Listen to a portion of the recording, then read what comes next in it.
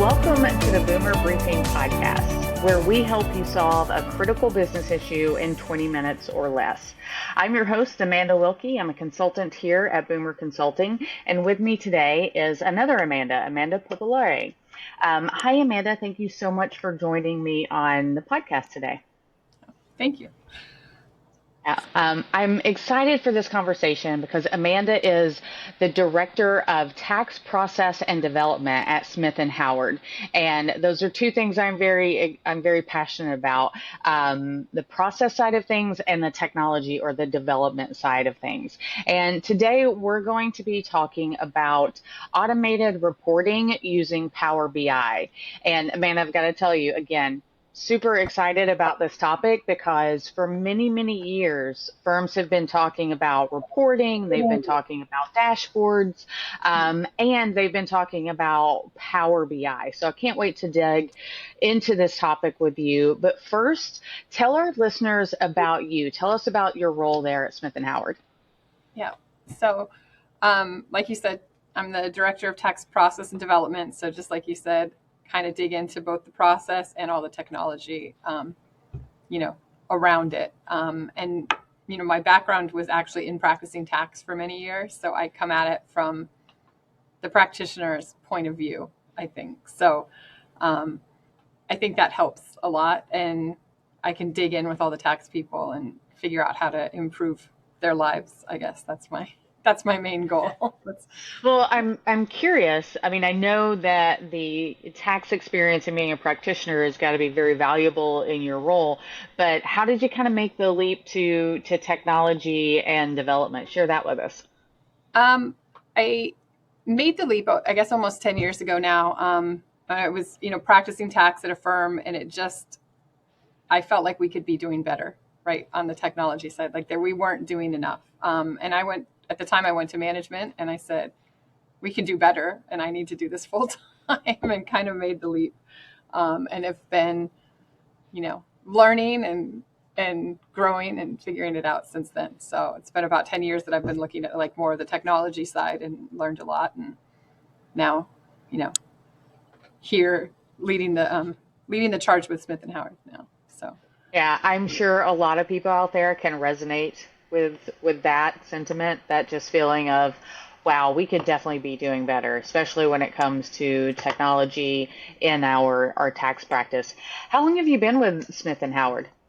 I have been with Smith & Howard just over a year, so it's still a little bit new. But I feel like we've gotten a lot done already, and there's a lot more to do, so it's very exciting time. Yeah. Wow, I feel like I've known you for much longer than a year. I feel like you've been coming to our process circle for longer than a year.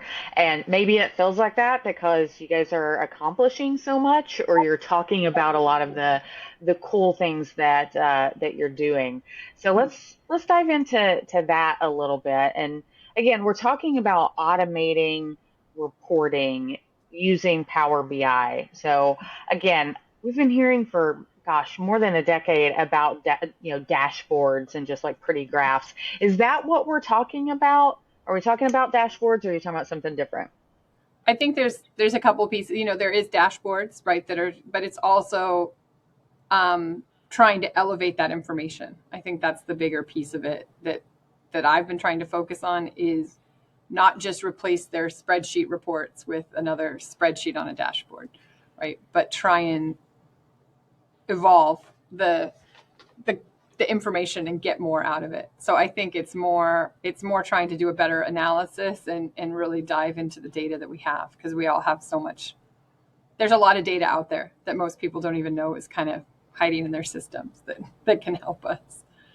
Yeah, it's funny when you say it's not just replacing their spreadsheets. I can imagine like you trying to rip those spreadsheets out of their cold dead hands, as the saying goes, because they love those spreadsheets.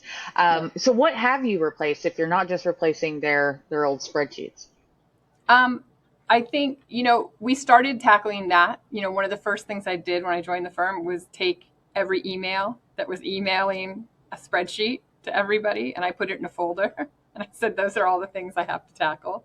And so those are the first things we said. Okay, we don't want anyone, we really wanted to replace people manually downloading data from systems, manipulating it, and sending it to other people, which is probably a very common occurrence at every firm, right? The first big one we tackled was the due date reports. So, tax people like to live and die by their due date reports. So those were getting, literally downloaded from a system, organized and sorted and color coded by someone and sent out to everyone. But the moment that email was sent, the data was already out of date, right? So it wasn't as valuable. And there was work to be done. There was someone that had to do all of that and send it around. So that was the first piece we tackled. Yeah. I love that your kind of your task list or the way you developed the list of things that you wanted to tackle was all of the emails that you were getting. Because you're right. I've worked in firms, and I mean, it's unbelievable how many emails go out of, here's a spreadsheet, here's an update to this, here's an update to that, here's the latest, such and such. And just like you said, as soon as they download that information and put it in a spreadsheet, whatever source they got it from is still being updated. So the time that it takes them to clean it up and color code everything and make it pretty, that data is already out of date. Right. So I love that your goal was, let's replace all of the spreadsheets that are being emailed around. Right. So what type of insights have you been able to collect for the firm? Yeah. So I think, our initial phase one was kind of, let's replace those emails, right? And then once we had the first versions of those out there, immediately, management was saying, oh, but can we tell, how about this and how about that? And brought up a bunch of other questions, right? Like not just, what's left in the due date report, but also, how many returns are there left to get done for April 15th? And how many days, on average, how many days, how many a day do we have to get done to get them done, right? And that number started to become, more telling than just seeing the big list of all the returns being done. But to be able to kind of see these metrics, we actually came out with a dashboard that we call the metrics, because that's just what everyone started calling it. And it showed exactly how many returns are left, how many days we have left to the deadline, and started just giving them that information. And one of the other pieces we looked at was, as we all know in the accounting world, what do we do when it's almost April 15th and there's all this stuff to do? The old answer was tell the staff to work more hours. The staff hate hearing that, right? So we thought, let's not tell them they need to work more hours. Let's measure the throughput, right, in the workflow system. And so we were able to get that data out and say, how many did we get done this week?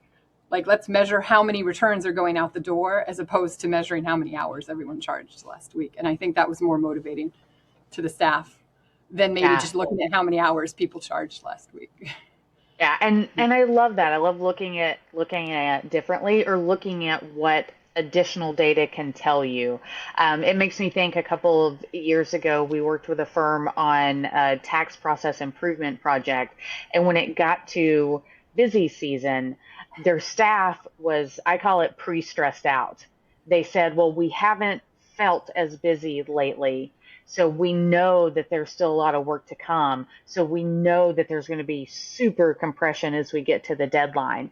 And they were able to use data from their workflow system to actually show that they had more returns out the door by that point, compared to the previous year. So with that data, they were able to really quantify the work that they had done and what they had left to do, instead of going based on feel and how stressed out they were anticipated being. So I love that you were able to kind of combat that as well and say, okay, let's really look at the data that we have and what it can really tell us. Yeah. So that's insightful. One of the graphics we put together was like a burnout schedule, which I feel like in the development world they're used to, but the accountants never look at it, right? And so it was like, let's show week by week how we're getting to October 15th, right? Like how many returns. And you could see, there was, a flat line of nothing. It wasn't going down all of like July. And it was kind of like, okay, well, it's going to get worse in September if we don't start taking some of those numbers down now. And so it's taking that, like you said, comparing it to last year, seeing where we're at. It's just a lot of stuff, tools, I think, that management before, like you said, did by feel, right? That it was feeling like we're stressed out. And there's usually this old, that's saying like, well, it'll all get done. Like it always all gets done by the 15th, but at what cost in some cases, right? So, Yeah, I think burnout was the key word there. No, you used it in a different way, but yeah, it'll all get done. It'll just get done with blood, sweat, tears, and a lot of burnout, which I think is one of the reasons it's important to really harness your data like this and use it for those important insights. Let me ask you this. I'm always curious. What would you say from your perspective, from looking at the process and the technology side of things, what has been your biggest challenge in creating these reports and automating these reports? I think it's a combination of things. I think, unfortunately, some of the tax softwares we use aren't the most simple to get all the data out of. So there were some challenges just with the developers pulling all the data out of the system and organizing it and having it, ready to go. But I think maybe one of the larger challenges is that we're giving reports to accountants. And so every time one of them was released, they're going to pick it up and they're going to audit it and tell me every single minute detail that isn't tying exactly. And so you really have to make sure you're checking all of that ahead of time, because otherwise every end user, they're not going to blindly trust what you give them. They're going to all go and take the look and figure it out. So Yeah, I think that's what makes them really good accountants is that they don't necessarily trust the data. But I gotta ask, so were they taking like your reports and their spreadsheet and trying to make everything tie? yes, they were. Yeah. So, and it goes back to what you were saying before. Like it wasn't just the emailed reports, right? Because of what you said, the emailed report going out of date as soon as it was sent, right? That all of the tax people were also going into the system and running their own reports on a regular basis, which is time they're spending running Mm, reports. And yeah, they would take those reports they ran and compare it, which, was helpful when we're testing it to try and find everything. But sometimes you just got to make sure you've got to get to that point of trust for them so that they can trust all the data. Yeah. yeah, yeah. And I would say you gotta trust the data that's going into the system so that you can trust the data that's coming out of it. Mm-hmm.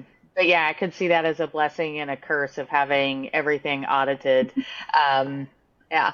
And so another question kind of along those challenges and the people that you had involved, did you use internal resources or external resources to help with this? Because I know I've talked to a lot of firms that just kind of go back, they'll go to a conference and they'll talk to their peers and they'll say, "Oh, Smith and Howard has these great dashboards and these great reports."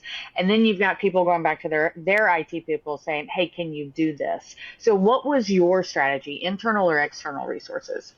So we actually brought in an external contractor that was really a Power BI developer slash data engineer. And so I think that helped, typically the IT resources within a firm, kind of standard IT resources it's not really their skill set to really take the reporting to the next level. I think if you wanted to just say replace my spreadsheet with a online version of my spreadsheet, you could get there. But to take it to kind of that next level, you probably do need someone, like a data engineer or data scientist that actually can go in there and is also better at helping tie out all that differences and make sure all the information's tying and checking all that stuff, because there's a lot there.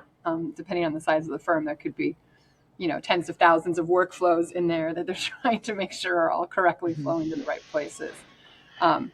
But I think the good thing is these kind of resources, it's not that you have to go hire a data engineer for your firm, right? Like you can find them on a contract basis to do projects. So it's not, Yeah, prohibited, I guess, from everyone. Yeah. it's not someone that you need to be able to keep them busy for 40, 50 hours a week. It's a great Mm-hmm. way to kind of supplement. Because I would suspect if I'm a data engineer, I might get a little I get a little bored sometimes just kind of creating some of the same reports over and over, but it Mhm. sounds like something that I can do for a lot of different firms over and over again. So would you say that really having someone who's more focused or has more skills, like really looking at the data, that was what you really added to the team through these external resources? Yeah, I think so. Because often he would come back to me with ideas for how to look at the data because he would see, he would look at the trends or the, different pieces of it and say, this is another way we could look at it, which is helpful. Um, you know, it wasn't just, listening to the partners, what do they want? But it was also like, let's try and bring them something maybe they're not thinking of. And that was kind of what he brought to the table, which was nice.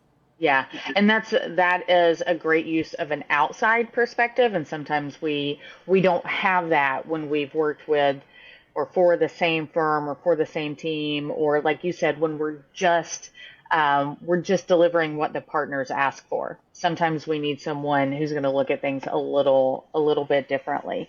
Um, Here's another question for you because we're talking about automated reporting.